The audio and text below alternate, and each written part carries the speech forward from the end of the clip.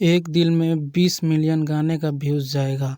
नमस्ते भोजपुरिया जहान, मेरा नाम है रितेश और आप देख रहे हैं सीक्रेट भोजपुरी न्यूज़। तो आप सभी का स्वागत है हमारे YouTube channel secret Bhojpuri news में।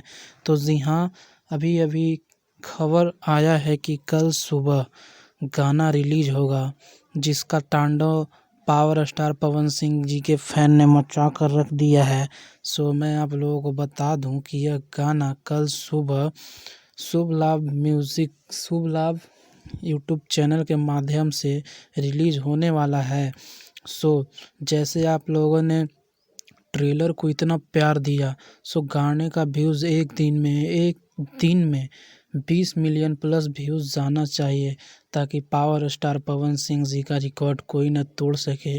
और पावर स्टार पवन सिंह जी के फैन से भी रिक्वेस्ट है कि एक दिन में 20 मिलियन प्लस व्यूज़ जाना चाहिए, चाहे कुछ भी हो जाए।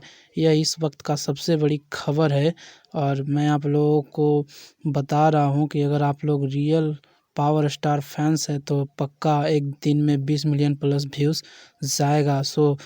वीडियो को शेयर करें और पसंद आए तो चैनल को सब्सक्राइब करें।